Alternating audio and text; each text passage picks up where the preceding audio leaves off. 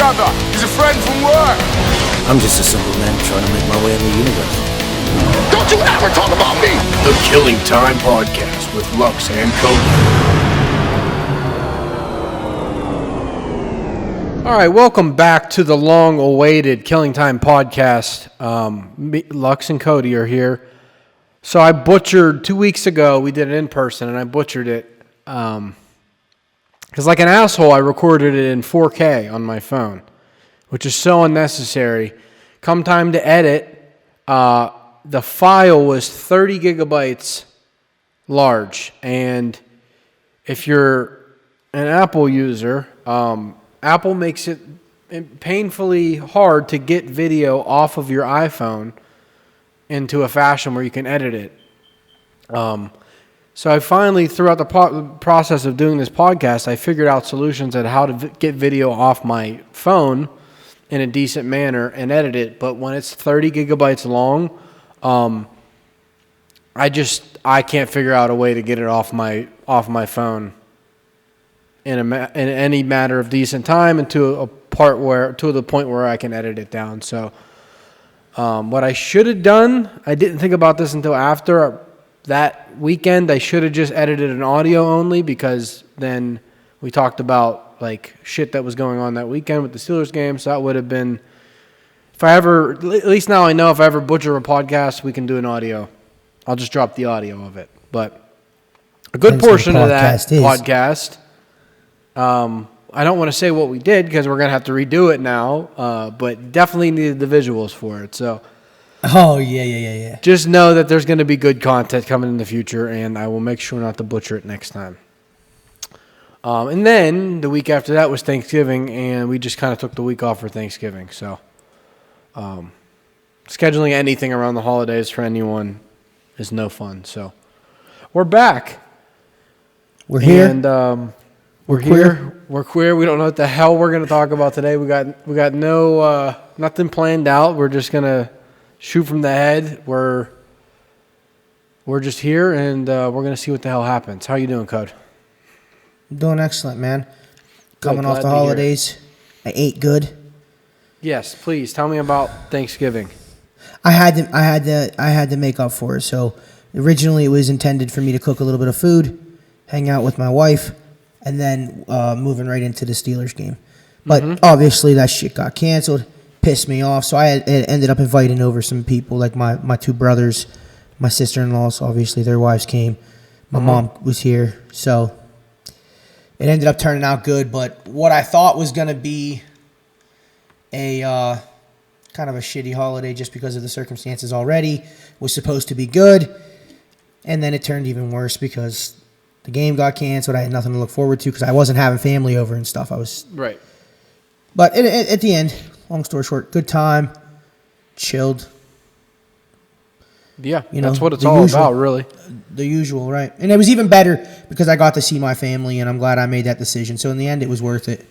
Yeah. That's exactly what it's all about. How was the food? Excellent, dude. I cooked the turkey for the first time. Yeah? What'd you do? How'd you do it? Excellent. I did it in a roaster, but dude, let me tell you this real quick, dog. I got this Instapot. It's called like a one-touch Instapot. I put a whole ham in that thing and cooked it in 1 hour, and it was falling off the bone, dude. I had a hard time getting it out of the thing. Nice. You put it in, you lock the lid on, 1 hour, then you have to let the steam out. It's fucking awesome. So I cooked a ham and a turkey. I mean, because obviously I wasn't gonna cook that much, but when I realized my little brothers were coming over, their wives, we were gonna have a little bit of a thing. So I'm like, I'll cook some food. Yeah, nice. It was good, man. Everything turned out great. How about you? What'd you guys do? Good. Just the four of us, my parents, me, and my sister. And the food was awesome. And we just hung out, and it was all enjoyable. The games kind of sucked. Sure.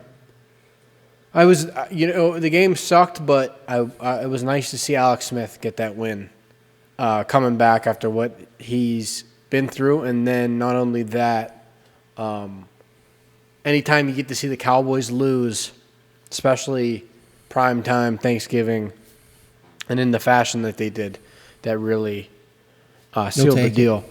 That was nice. But you obviously you mentioned the Thursday night game getting canceled or rearranged and postponed, and not just for, I don't think just for Steelers Nation and the Ravens fans being bummed. Like, I think the sports world in general was like looking forward to that game, because what you have is like the premier rivalry in, I'm going to say sports, because it's a little hard for me to say because I don't know enough about basketball. What I do know about baseball is it's just different because it's not a contact sport. And then maybe you could make the argument for certain rivalries in hockey, especially because a lot of those teams have been around for so long. But just Big the time. relevancy of Ravens Steelers in the last 2 decades. Well, I mean, Ravens Steelers has only been going on for 20 years, because the team, the Baltimore Ravens, isn't an old franchise, but just what we grew up watching, this rivalry, and not just us as fans, but the nation of football fans.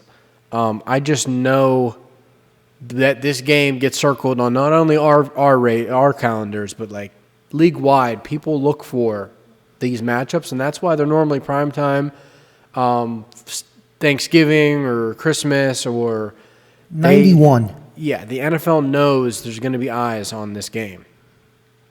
So when a game like that, the premier matchup on Thanksgiving, which is a day of football and food, when the premier matchup is the game that gets pulled, there's a lot of disappointment throughout everyone. And we're going to feel it the hardest, one, because we're Steelers fans, two, because we're undefeated. We're playing our arch nemesis, our arch rival, Ravens, and then the manner in which everything fell apart, to the point that the Ravens had to fire their asshole coach that started this whole thing. And then with the way the league handled it and the way the Ravens, their whole locker room got it essentially, and the whole situation was pretty shitty. Pretty shitty for all parties involved. I'm sure the Ravens didn't want to be in that situation, but it's one thing. Let's say like Baltimore traveled to wherever and played a team that had COVID positive players on the field, contracted it that way, went home, and it spread through the locker room, and then they had to do what they did. It's a little different story than to come and find out that strength and conditioning coach does whatever night on the town, comes into the office, coughing, symptomatic, doesn't tell anyone, gets the running back sick, and then from there on, not only puts his team in jeopardy, but like totally messes up the NFL schedule, takes the best game off Thanksgiving, gets the whole league's upside down at this point, figuring out what the hell they're going to do with this game. Now we got to compete with a fucking tree lighting in New York City. Yeah, but that's not that. That's the thing, though. This all goes back to COVID, right? Regardless if they would have kept the game, and Lamar didn't play, and half the people, if Wednesday's game was Thanksgiving, it was still shit. It didn't matter. It was still shit. Right. Here's the issue. I didn't start getting pissed as a Steeler fan until I seen the reschedule on Sunday. I look forward to certain things during the holidays, the traditions, and I didn't have those to look forward this year because there was none. They got canceled. We didn't go to Grandma's house. We didn't do the certain things that we usually do. Right? Just all the tradition stuff. So I had already set my mind to look forward. Well, at least I have the Steelers game to look forward to. Now that's what I'm excited about Thanksgiving, leading up to it. I'm like, let's go. All right, we're going to watch the Steelers rivalry game. We're undefeated. Exactly. Right? So I'm excited. I got the Steelers game to look forward to because I didn't have all my other stuff. Then once they postponed it and rescheduled it for Sunday, 1 o'clock, that's when the Steeler fan in me started getting a little heated and I started getting mad. But this all stems back to COVID, dude. It's a COVID season. COVID. I don't know what can we do. We as you know, you're getting a lot of slack and you're getting a lot of what do I want to say here? A lot of criticism with this, right? A lot of criticism with how the game went and how the Steelers are undefeated. We got to play on. I don't expect these guys to give up because their hard work is unnoticed. I expect them to keep grinding, keep putting their nose down, and let's hope we get a healthy Buffalo, and let's hope we get a healthy Colts. Yeah. Let's finish this out with some healthy teams that are actually of some competition, and let's see some football. Sure. For me, I mean, it's easy for where we sit to say what the league should and shouldn't do. Yeah, I mean, it's easy. We're not the ones making the decision. But when you sit back and you watch a league allow a team start their practice squad wide receiver who had never played an NFL rep before or even dressed for a game, when you see a league let them start Kendall Hinton at quarterback for the Broncos against the Saints, when you see that allowed to happen, I'm not saying that because of that the NFL should have let the game play on Thursday. I think the biggest spit in the face was whenever they moved it from Thursday night or Tuesday night to Wednesday at 3:40. Yeah, absolutely. The Sunday to Tuesday, we kind of saw that coming. People aren't even off work. Kind of saw that coming whenever it was Friday, when it was Saturday, and the Ravens were still posting tests. But it's Tuesday night. We had a chance to watch a snow game, and it's been so long since we've seen that. And there's just something about watching a football game in the snow that just adds to the excitement. We had a chance to see that. We had a chance to have them play in true prime time, regardless of the day of the week, but true prime time because it would have been 8 o'clock, 8:20. The Color Rush jerseys, the fact that they had to waste a Color Rush jersey game for a 3:40 on a Wednesday when most of the country's at work, and then to find out that they had to compete against the fucking Rockefeller tree lighting, that gave, what was the point of the 15 hours? And then at halftime, they wheel Roger Goodell out to just say a bunch of bullshit in that little stupid-ass interview.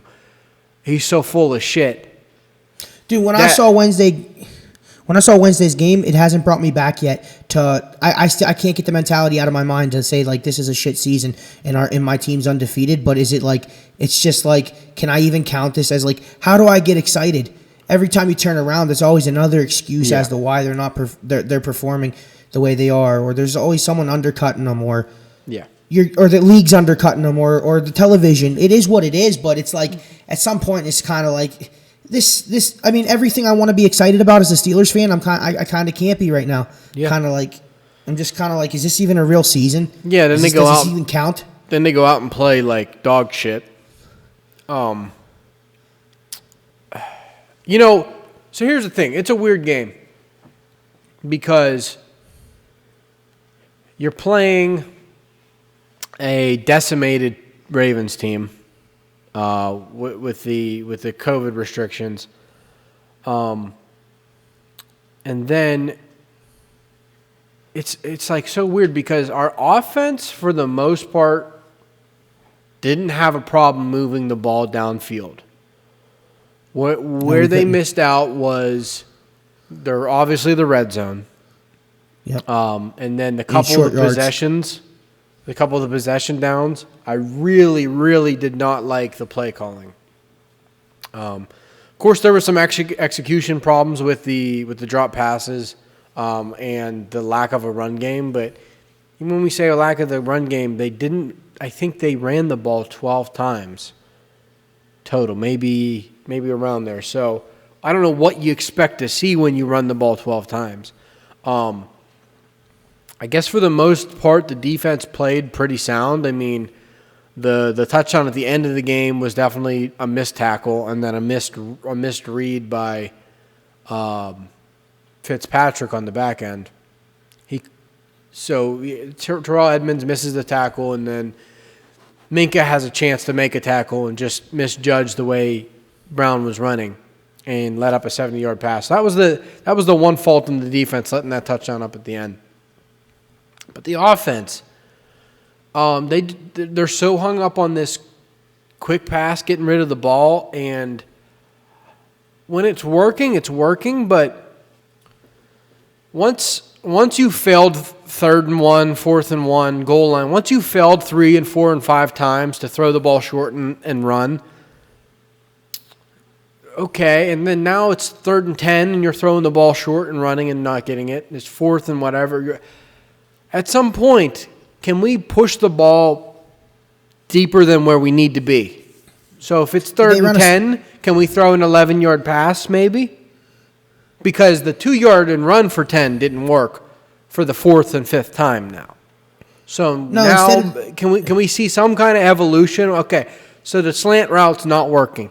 Let's throw a 10-yard in and see what we can get. I mean, but though the slant route would have worked a couple times. On the drop passes, Deontay I in could the have end seen zone, at least. Yes, I could have at least seen. But did we do any jet sweeps, anything like that? Nothing like that. There was we did get a first down on a pre-snap motion where Juju moved and then he opened up Claypool or someone and they ended up getting a first down, but there wasn't any end arounds or sweeps or anything like that. I mean, honestly, like this is like we are not a dominant force by any means, but we're undefeated. No, I mean this is why it's so hard for me this year. It's so awkward. Like it's like is this not the most awkward thing? Yeah, you've ever seen in sports? Like I mean, like we're undefeated. What is it, Lux? You know this shit better than I do. What is it? It's weird because we've seen the pieces. We've seen the games where we've been able to throw the ball anywhere, all over the field, and then we've seen the games where we've been able to run the ball. And for the most part, our defense has been consistent. So that's our consistency. Our inconsistencies are special teams, with a couple missed field goals, blocked field goals like the Dallas game, the fumbled punt like yesterday, and then our big inconsistency is our run game. For the most part, our passing game has been consistently, I don't know what I want to call it. I don't want to call it bad because it hasn't been bad, but it's been consistently, I guess, decent. The run game has been extremely inconsistent, and our special teams are just poor. They're just poor. I think what it is, I don't think we've been tested. I don't think I've seen us overcome yet. I mean, yes. I think I've just seen us stumble our way into wins, except for seriously, we didn't win that Titans game. If he didn't miss the field goal, right? We did overcome the Texans. We were down in that game. We come back to win. We overcame the Cowboys. Now it's hard to. Yeah, we shouldn't have been in that position in the first place, but I know. I don't know what it is for me. I think I just need to see us like I think this Baltimore game was a make it or break it for me. This was the moment that I knew that the Steelers had it in them. Yeah. Because right now, I don't know, man. It's just like for an undefeated team, I can't see it. I'm a fan, dog, and you know I am. Yeah. But I just like it's I'm gonna be real when I'm real, and it's like.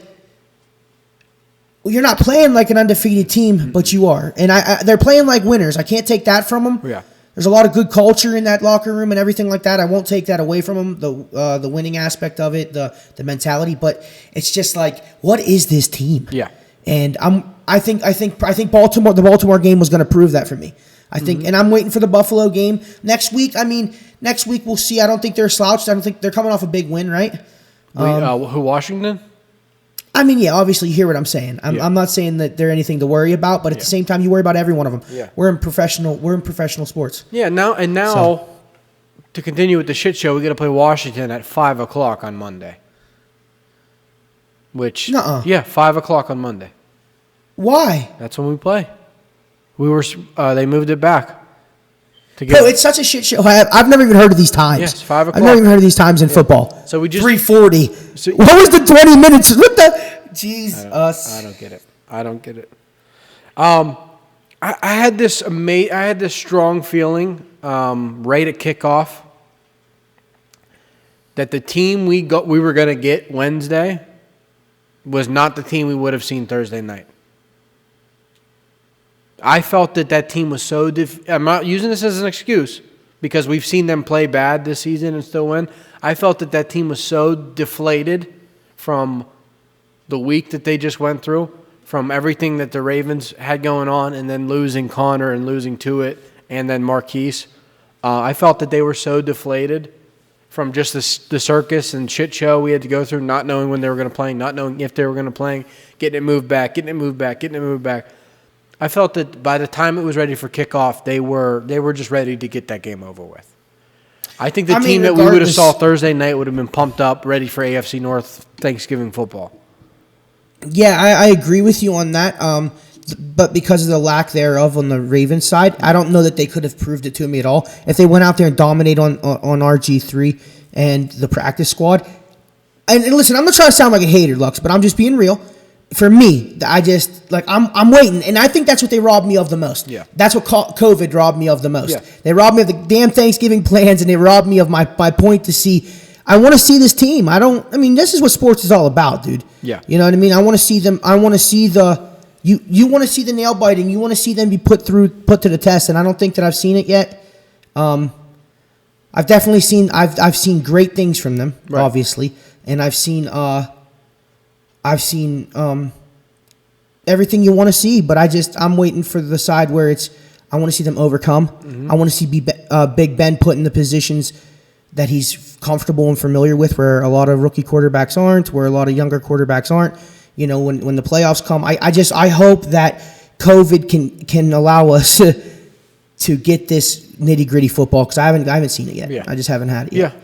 With this undefeated team, I want to see what they can do. Yeah. When it comes down to the time. Hopefully that's fair. Hopefully that's fair of me to say. When it comes to the Steelers, the older I get, I try to be as honest and I guess open. Just honest and fair whenever I assess them and judge. Non-biased. I try to be. I don't think that game, for me, and I guess in some of the sports media I observed today, it definitely has. But for me, it did not hurt the way I view them, because to me that just looked like. It's like, okay, here, I don't see Pittsburgh regressing, is what I'm trying to say. I don't see them as getting worse. I think they were sloppy and unbuttoned, but the fact that our defense was still able to close us out, and I just know that a drop pass here and a drop pass there and a better play call here and a better play call there. I just know that the offense, every week we've left points on the board, one way or another. When we scored 38 points against the Browns, or when we scored 19 points against the Ravens yesterday, we're leaving plays and leaving points out there. And to me, any team over the season gets better and buttons those things up, especially when it comes to playoffs. So I'm not. And you want those to happen in a game like Wednesday. Yesterday. I'm not. You want them to happen in a game like that. I'm not an overly optimistic guy when it comes to the Steelers, especially in years recent. I just think when you stack our strengths up against any team in the NFL, especially any team in the AFC, we can match or better anyone out there. On our best day. You think the Chiefs? I know for a fact they can, because the Chiefs struggled against the Patriots. They struggled against the Raiders. They've been in close games. They had a close game. Was it with the Bucs? Just Sunday. Look what happened Sunday. They put up points, but I think the Bucs lost by a field goal. Did I say Patriots? That's who I meant. I meant Buccaneers. I was thinking of Tom Brady. Was it the Jets? Hold on a second. Yeah, I was wondering. No, why they you said smashed Patriots, the Jets. There was another bad team that they struggle with.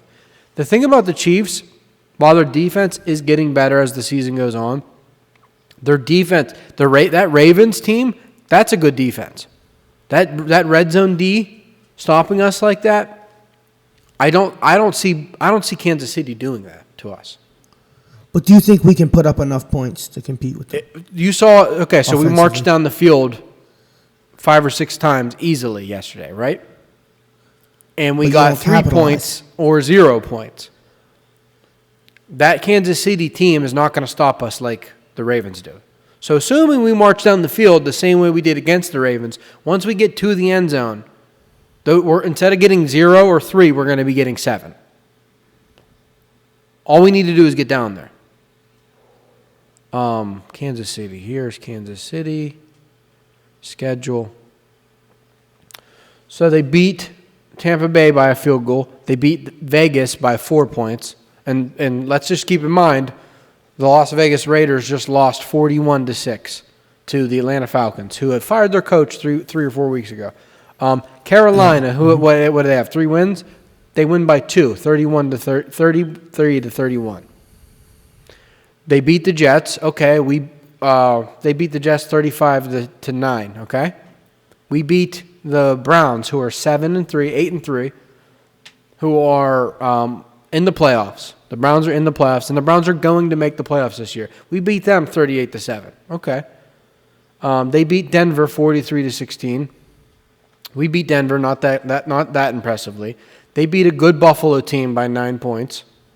That's an impressive win. They lost to the Vegas Raiders by 8. They beat New England by 16. They beat Baltimore by 14. They beat the Chargers by a field goal. And they beat Houston by 2 touchdowns. So they've had their fair share of close games, and they've had a couple blowouts and a couple of big games too. So I don't see us beating the Chiefs out of a realm of possibility. Perfect. I just don't. Our best day, I don't see them beating us. The problem is we need our best day to beat them. They don't need their best day to beat us. They need us to play like we did against the Ravens or like the Cowboys. That's all they need. But even with, Dupree being out is going to suck. It's just going to fucking suck. Yeah, what the hell? His value went. It's going to suck bad, but we still got TJ Watt. You saw what Cam Hayward did yesterday. Just ate the Ravens alive. We're going to have Tuitt back. He's not hurt. He's just on COVID. Tyson Alualu's playing great. Spillane has been absolutely amazing. I'm not really worried about the defense. Neither am I. I'm not really worried about the defense. You know what concerns me the most is the offensive coordinator. Yeah, I don't whatever they got to get their shit together. Because even on the plays I see Ben executing, our run game, playing a Baltimore defense though. Our run game though could be for better. Sure. I don't think Connor's I out. don't think Randy Fichtner is capitalizing on the potential of our receiving corps. I think he's underrating them. I really do. I don't have the proficiency to tell you what we could be doing better, but I'd like to think that with our talents, there's someone out there that could be putting our receivers are better than the Chiefs. They have Tyreek Hill and Travis Kelce, okay? Outside of that, we have Juju. You just saw what James Washington did. You know what Deontay Johnson can do. You know what Chase Claypool can do. Eric Ebron, Vance McDonald. I argue the difference. What's the difference? I feel like I argue against that. I argue the fact that they got superstar seasoned players. 2. They have 2. Makes it a lot different. They have 2. What? Sammy Watkins. You know Hartman. You seen Hartman? You seen what he did last year? I don't know if you seen him. I don't know. I think we're dealing with a bunch of rookies. Our Chase Claypool leading the receiving. Well, Deontay leading the receiving, I imagine. But I'm saying dominating it. Deontay and James Washington. But keep in mind what I'm saying right now. I'm saying our offensive coordinator is holding us back. I think. No, I know that. I think on talent. I know that. I think if you had a machine where you stuck the player into the machine and it gave you their Madden rating, like what they actually were, I don't think their talent competes with our talent in terms of the receiving core. And you got to think who's throwing them the ball. Not only can Patrick Mahomes throw the ball 70, 80 yards, he's mobile, impeccable footwork, and accuracy. Well, that's I'm not saying that we don't have that with our quarterback either, but that's where I get in the argument of I've been in a lot of argument with the Patrick Mahomes and lately, and because I work for a Chiefs fan, and we talk about this often, and he says that Pat Mahomes makes the receivers who they are. Travis Kelce, Tyreek Hill, and I argue not. No, Travis Kelce's Kelce's a dude. Whatever team Travis Kelce's on, he's Travis Kelce. I agree. And that's Tyreek's a little bit of a different story because Tyreek was a special teams standout, kick returner, punt returner before Patrick Mahomes. Yeah, but was that AB? Yes and no. AB is a route runner. Tyreek Hill is not a route runner. Tyreek Hill is a streak. I mean, dude. Yeah, but you see it. But he's running routes on his way. Not all. Look at his highlights from last week. They're streaks. He runs go routes. No, like you seen that though. You seen like what they're doing is like. See, this is what I did, dude. When I get on this podcast, I feel like all I do is suck Ben's dick. That's all I do. But it's not about that. See, I was about to say, is it that they're not using the potential of the receivers, or are they undercutting the potential of Ben with his offensive coordinating? I don't know, but I'm not trying to suck his dick or anything like that, but I'm saying, are they not using him to his fullest capabilities? Letting him go? Yeah, or is it the fact that, and again, if I sound like I'm hyping him up or zealous about it, the last couple of weeks, I think the play calling holds the offense back, but I think Ben is actually holding himself back a little bit. There's a couple moments where I see him. I mean, I'm sure age is a part of it. I'm sure injury is a part of it. There's a couple moments where, like, that interception yesterday, he had a running lane. And we know he's not the fastest dude out there, but even if he would have fell forward and got us a yard. He stopped, double clutched, moved again, and then threw that terrible ball while getting hit. He had an off tackle there he could have taken. Little moments like that. Like, I understand. I think he's definitely afraid to put his shoulder down and truck someone like he used to. Which I mean. Yeah, coming off of everything he's been through. I mean, every injury. Sure. I mean, remember the Bengals? The Bengals playoff game where Landry Jones was in and threw an interception, and his shoulder wasn't even connected to his body, and he came back out and won us the fucking game. Like, I'm sure everything that dude's been through goes through his mind every snap. So you think sometimes he's holding himself back by making some of the decisions he makes? That can be a little worrisome because there's going to be a moment in time this season where he's going to have to make a decision, and that decision could decide the season. And that's what some of the talk is also that we talk about. My boss thinks that when he gets in these moments of pressure, he's known to make bad decisions and throw interceptions, and we see him do it. And this not in a shit talking way, but in an honest way. And I do agree with him to an extent. I see it happen. But quarterbacks, I mean, but you're talking to a guy about a guy that's seasoned. You're talking about Ben. See, Ben has notable situations like that for a couple of reasons. One, think about how many times he's in those situations. Because he's been on successful teams. So if you're not on a successful team, you're not in high-pressure situations, okay? He has a little bit of the what Carson Wentz has experienced his whole entire career, whereas I got to be the guy to do this. Like, if we're gonna win, we're gonna win because of me. Ben's had that mentality in his career, and that's why he's great. That's why that same mentality is why you have a guy like John Jones, who who thinks he's invincible and can do whatever the fuck he wants. He doesn't need to train. He doesn't need to care about what he puts into his body. That's why John Jones is the way he is, because he thinks he's invincible and he thinks he's going to be the guy to go out in there and do it. Ben has a little bit of that mentality in him. I think a lot of them have. I know have for a fact, they have to. If you run the numbers, he's more clutch than he isn't. He's overcome situations way more than he's ruined situations.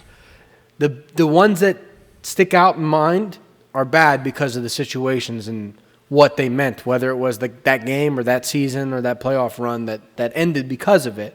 Of course, that's going to look bad, but trust me when I say the positive, the flip side of that, the fourth quarter comebacks, highly outweigh the time where he's blew a game for us. Not only games, seasons. This dude's carried us for seasons. Where there's other you can't say that about Drew Brees at any time in his career. As much I love Drew Brees and him as a player and what he's done for the NFL and for the Saints, he's never carried the New Orleans Saints like Ben Roethlisberger's carried the Steelers. I'm not saying that's what he does now in this career. I'm talking those 2012, 2013, 2014, those seasons where we had no defense. We had Rashard Mendenhall as a running back, and we had a pretty relatively unknown wide receiver core like we do now. That was a dude putting a team on his back, getting hit 40 and 50 times a season. That was a dude that put a team on his back. But that's what I've always said about Ben Roethlisberger. I've always said that his best assets are his worst. And what I mean by that is he's a guy, and Pat Mahomes does it in a way better fashion. And I'm going to tell you this. Ben Roethlisberger coming into the league and being prime Ben Roethlisberger, he was known for a big guy that didn't get taken down. That means he doesn't know how to end a play. He never did know how to end a play. He never knew ended with the ball how to end a play hand, when it was time to end. There or not. That's why he had those interceptions. That ball was leaving his hand because he knows if he holds on to the ball, it's a sack and the play's over. But is that not what made him great? For sure. Breaking tackles, staying in the pocket, creating plays, creating separation from the secondary. That is what made him great, which is what Pat Mahomes does, right? Ben Roethlisberger will stay in the pocket, big guy, can't get taken down, whereas Mahomes scramble out, create the play. My thing is his best assets is that. Yeah. It's what made Ben great. But it's his worst at times. He doesn't know how to end the play. But he'll make them decisions. And again, they've been better. They've been for the good more times than they've been for the worst.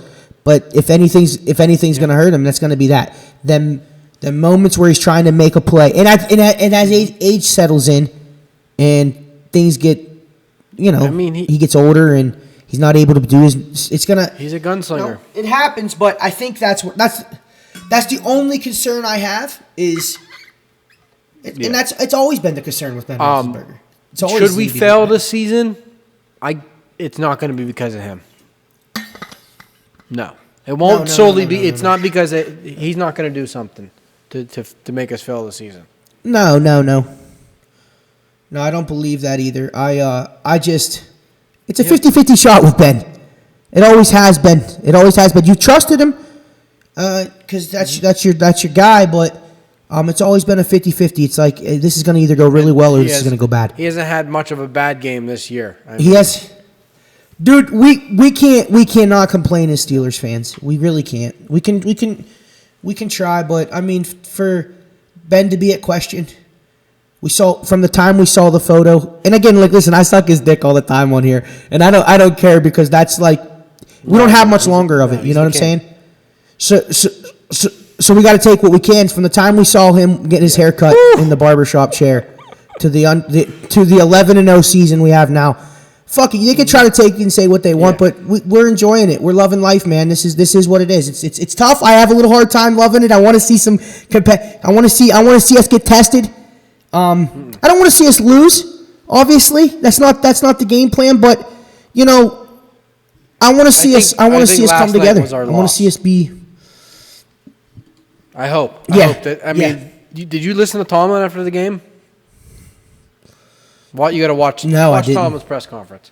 Last night was our loss. I will. It has to be. It has to be our loss. They have to know that shit won't fly. That shit won't fly against anyone else. We were lucky. We were lucky. We had that dude from Penn State in there. We were lucky. We had that little pipsqueak from Penn State. We were lucky. Because Alex Smith is a good quarterback, and that Washington team, they might not be good right now, but they have a reason. They have a coach that they believe in, and they got some young guys that have potential in the future. And that shit we pulled last night, and they're professionals. That shit we pulled last night's not going to work. It's not going to work against Washington. It's not going to work against Buffalo on primetime Sunday night in Buffalo, regardless of fans. Better be there. Better not get canceled. Seriously. I'm looking so forward to that game, dude. And this Bengals team we have after them, while they didn't put up much of a fight the first time we played them, and it's AFC North football, Burrow or no Burrow, it's AFC North football.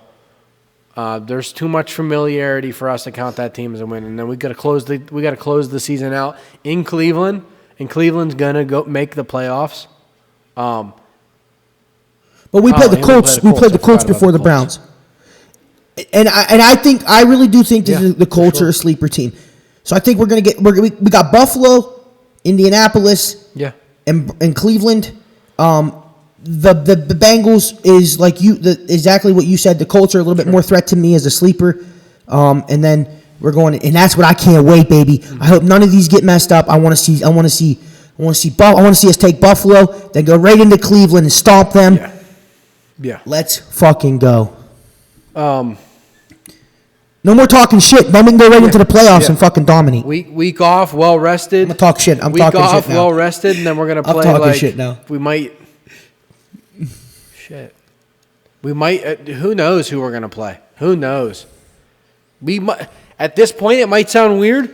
We might see New England in the playoffs. New England very well could be that 7th seed. You got to think there's an extra playoff team this year. We might see New England. We might see New England, and then Kansas City comes to Pittsburgh. That could be our playoffs. So we'll see. Moving on, we didn't really talk about it. What are your thoughts and reaction to Mike Tyson and Roy Jones, that fight? What's your takeaway from that? All right. Exactly what I expected, not what I was hoping for. Right? So let me say this, because I was hoping for something different. But I expected it because of all the things I've read leading up to it. They said from the beginning there wasn't going to be a winner. It was supposed to be treated as if it was intense sparring. So I don't think we got the full capacity of Roy Jones Jr. Looked awful to me. Horrible. Just awful to me. But Mike looked like 54-year-old Mike Tyson. I mean, come on. I mean, it's just. But I think if it was real, if it would have been an actual match or they were going for knockouts, I think Mike could have put him away too. All right, so I really do. Do you think Mike Tyson was holding back? Yeah, you hope. I do. Yes. You hope he was holding back, absolutely. Right? No, I know he was. I know he was. I'm paying attention. I'm just looking for something. And well, I don't know, actually. I don't know, obviously, but I do. I strongly believe that he was. That's the best case scenario is he was holding back. You know what? No, I seen those fierce training videos, dude, where he was fierce. You didn't see that fierceness in him, did you? You know what? I didn't. You know what kind of... And I bet he did smoke weed so he wouldn't go kill the guy. What fucked it up for me is... not only his appearance on JRE, but then the week leading up to the fight, Joe Rogan talking about it more with this. I don't know who this guy is, but it's from episode 1570. Willie D and Mike Judge. Or if you watch the clip, the name of the clip is Joe Rogan hypes Tyson versus Roy Jones. The narrative he was giving, and obviously he had no involvement in anything. The Mike Tyson he portrayed leading into that fight was not the Mike Tyson we got that night. And nothing seals that more than that post-fight interview with him standing there and, yeah, man, we do this again. We have fun. Like, that Mike Tyson is not the Mike Tyson I was expecting to see. I was expecting to see Mike Tyson out there ready to kill a motherfucker. And I think we could have. I really do truly believe he smoked weed. Do you think... I really do. Mike Tyson needs to have a reason to fight. He had no reason to fight Roy Jones Jr. As far as I know, there's no bad blood between the two, right? There's a mutual respect. No, it's all humanitarian stuff he's saying. I think they donated money and they made money off of it, right? Do you think, especially a 54-year-old Mike Tyson, does he need to want to kill a motherfucker to go out there to give us Iron Mike Tyson? Because... You don't think? Do you think he can No. Do you think he can fight a friend or fight someone like? Because I don't know. What I took from that was they were there for a spectacle. But I didn't think that way until after the fight. I thought coming up to it, I was like, Mike's gonna I thought that way and fucking kill Roy Jones Jr. Like that's what we're gonna see. I didn't because of the media I heard. If I didn't hear all the stuff about it, then I would have thought that as well. But I knew leading up it was just a heavy sparring exhibition. But if you watch Joe Rogan, he's saying that Mike Tyson doesn't exist. And this is a guy who sat across the table from him for hours. But Rogan didn't get the same Mike Tyson. That's why I truly believe Mike wasn't smoking. You really think it comes down to that? If you want to... I'm asking you personally. I'm not saying... The weed? I know or... Do you really think it came down that to it comes down to the weed? Yeah. Him not smoking weed? Yeah, right. I do think that because he says it. That's what when he promotes his weed. Now, again, he's promoting marijuana, but he says it that I'm just a happier Mike because I smoke weed and all day. And when he was on the Joe Rogan, the happy time. This last time, dude, when he looked at him and said, I'm not smoking weed and all this stuff, there was aggression when he would talk, and there was... Where was that on He Saturday wasn't the night? same Mike Tyson that was on... Well, that's the thing. That's the thing. Like, he was all happy-go-lucky. He was like the Mike Tyson that was promoting weed. Remember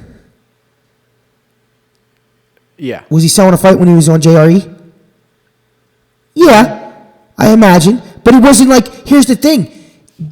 Yeah, he was selling a fight, but the natural aggression, if you've watched that, unless you were expecting I was expecting it as regardless of once they started saying all the shit involving the fight, I was like, Mike Tyson's he don't give a fuck about rules.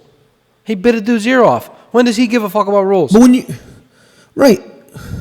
No, I thought the same thing, but when you watched, and he went into this as a businessman. This is different. Yeah, it's different. But when I watched, it was different when you watched him on JRE. Just not even about what he was talking about. Their conversations, the way he kind of got offensive with things. I hope we didn't get duped. I don't know. That's all I'm saying. I hope we didn't get duped. I hope all this. What do you mean by? I'm back. I'm the aggression. I hope that wasn't just to get you there. Because once you got there, it was fucking cuddle time and cupcakes. But he also said, how do you know what's true? But he also, when Ariel Helwani interviewed him, he told him, so there's not going to be a winner, there's not going to be a knockout. He goes, hey man, I'm just finding this all out right now from you.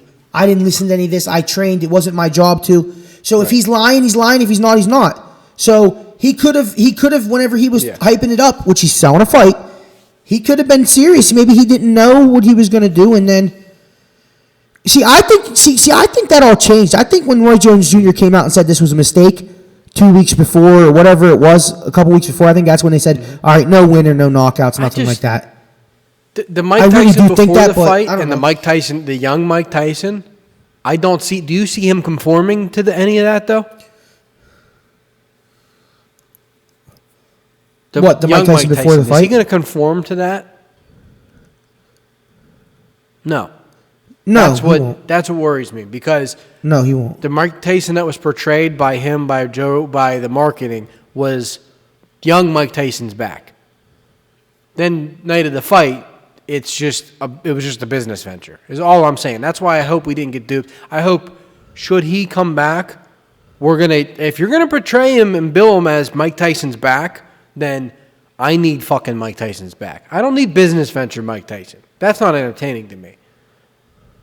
So regardless of what the rules are and the red tape, but I need the Mike Tyson that says, okay, I'll agree to your rules, and then goes out there and bites some motherfucker's ear off because he's Mike. But everybody's gonna. That's what I need. Everybody's gonna watch it. Mm-hmm. It doesn't stop. Mike Tyson doesn't start putting on that Mike Tyson show until the numbers dip. Right, dude. They broke pay-per-view records. Did they really? I didn't. Yeah, dude. They broke pay-per-view records. I think. This fight sold more than his original, and it should in the time of pay-per-view, and everybody's accessible to it and everything like that. And it was only $50. Yeah, bars are closed. Yeah, so it sold records, broke records. I mean, so the thing is like he's going to consider it a win. He didn't have to go out there and knock somebody out. So I mean, if he wants to try to make something of this and he does another fight and he doesn't knock somebody out, then that's probably all you're going to get, Mike Tyson. You heard what he said. Yeah. I want to try to make it go the distance. A real fighter makes it go the distance. So who knows? Yeah. So my biggest takeaway, I just hope we didn't get duped. I hope that wasn't just to sell the fight. It was. And Mike Tyson. It was. I hope it's not that he doesn't have the gas.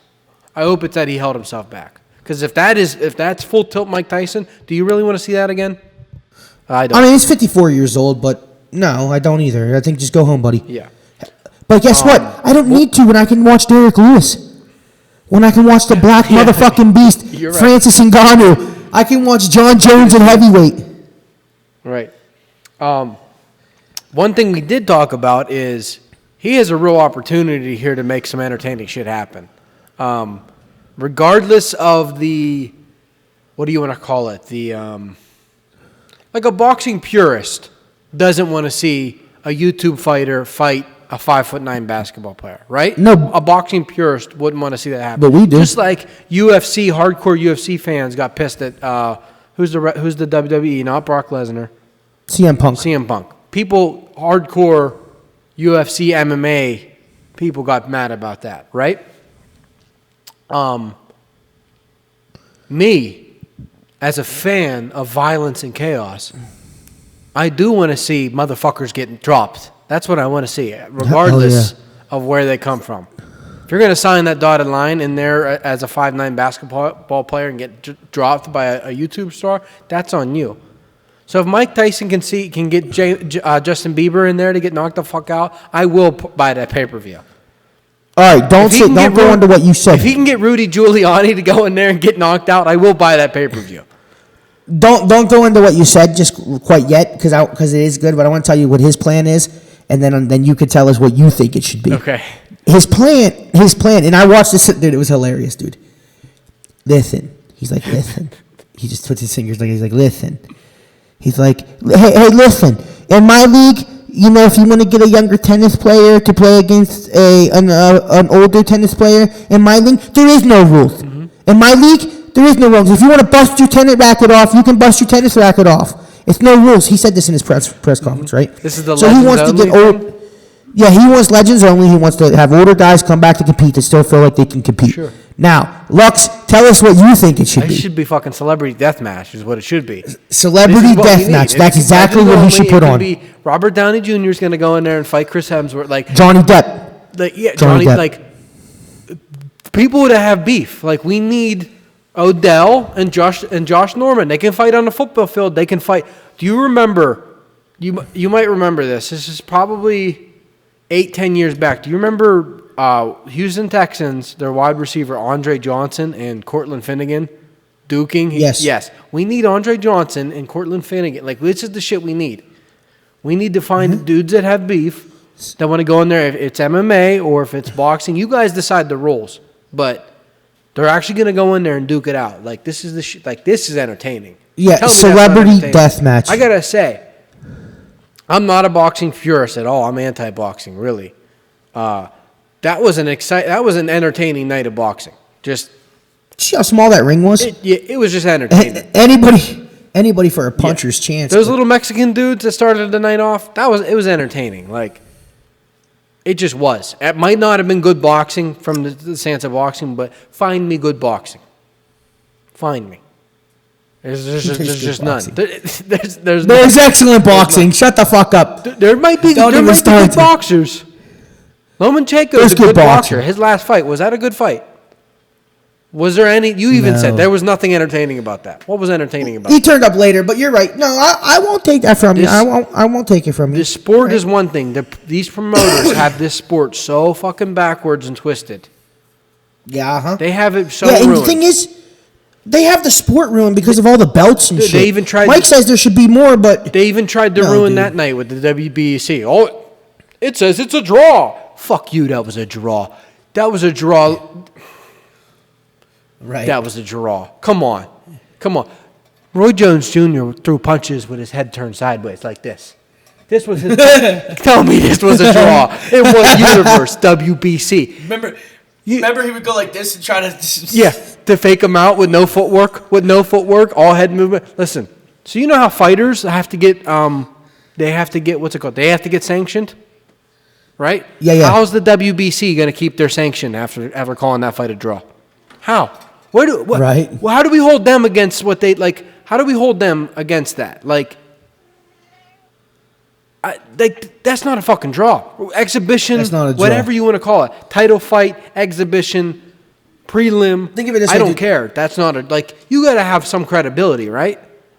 To call yourself the WBC. Yeah, absolutely. They already fucked up. So, listen, dude. Let's talk about this real quick while we're on combat sports. What do you think about Khabib saying he wants MMA in the Olympics? MMA should be in the Olympics. Football should be in the Olympics. The Olympics we're finding the best athletes in the world, right? Why do we not have the best sports in there? Didn't they take wrestling out of the Olympics? Like, I wouldn't know, man. The Olympics so you think are boring. MMA should be in the Olympics? Yeah. Is basketball? It would spice them up, right? If basketball's in there, MMA and football definitely should be in there. Football. The problem with football isn't the sport. I think it's going to be to get the players in there. Why they do it? They do it for hockey. Football players in this day and age. The problem is injuries. It's injuries. It's so big in football and what it does. But the thing is, if you open up... yeah, it's an extra game a year. It's a risk. If you open up football to the Olympics, you can open it up to college athletes. You can open it up to dudes that didn't find teams. You can open it up to XFL. It doesn't have to just be the NFL. There's more. Yeah, it doesn't have to be NFL. Yeah, there's more of a there's field. There's a market for it. Yep. I don't think we're ever going to see football in the Olympics. But yeah, MMA should be in the Olympics. Why not? I think any for a sport like MMA, any opportunity you get to get yourself in that cage, you should take. Because the problem here's a we're going all over the place. The problem with today's MMA is you want to be like Conor McGregor, but you probably should be like Donald Cerrone. You probably should be, because Donald Cerrone is a dude that's done well for himself just by getting in front of the camera. Yeah, they want to get paid like Conor right away. They want to blow up fast. And they want to sit at home and pick and choose. When Dana White says it all the time, if you're a dude that just says yes, he likes you. And when Dana White likes you, good things happen to you. So Donald Cerrone doesn't deserve half the shit he got just based on his exploits in the ring. Performance. Because we've seen a lot of bad fights out of Donald Cerrone. But the dude just says yes. And he has his highlight reel to go along with it. And he has, I'm not saying he's a bad fighter and hasn't earned what he's got for himself. But young guys, aspire to be more like Donald Cerrone than Conor McGregor. That's all I'm saying. Because Conor McGregor Makes is sense. few and far between being that career arc is few and far between. That overnight sensation.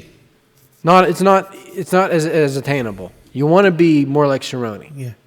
You can be smarter than Cerrone because there's fights he shouldn't have taken that prevented him from getting title runs. Absolutely. But all I'm saying is take the opportunities, and if the Olympics open up and that's an opportunity, take it. If you got a chance to fight at Bellator, you take it. You just got to get your name out there. Is what I'm saying. At least me, from my perspective, Right. having gone from a casual fan to someone who frequents watching and being involved with the sport. You got to be known, and if you're not known, no one's going to give a fuck about you, including the organization. So that's my take on that. Sure. I don't know if you even asked me that or how I even got there, but I don't know what the fuck you're talking about. Right. I got you, though. right. Nah, I got you. I understand. Got anything else? I don't know, man. Anything We're else? chilling. Anything else you wanted to get into? Not really. I think we the weather's bullshit. What's How's bullshit the weather about been? the weather? I love it. You love the weather? Yes, dude. This is my time of the year. Yeah. No, bro, listen to me. I'm not against No. You know where I live. Mm-hmm. I got 8 inches. How much you got? There was accumulation of about 6 in Pittsburgh, but it's mostly gone now. It was 41 degrees mine's today, not gone. so it's mostly Yeah, gone. mine hasn't gone anywhere. Mine hasn't gone anywhere. No, the weather's just bullshit because it messes with my commute, but Yeah, whatever. yeah. Nah, man, I don't really have anything else crazy. Awesome. Okay, well, we'll wrap this bitch up. Make sure you guys subscribe, comment, share, do whatever you got to do. And Until the next one. Yeah, we'll be back next week. It won't be 2 weeks without us. So I know you missed us so much. Oh, yeah, for sure. All right, soldier. Good talking All to you. right. Good seeing you as always. Yes, sir. Later.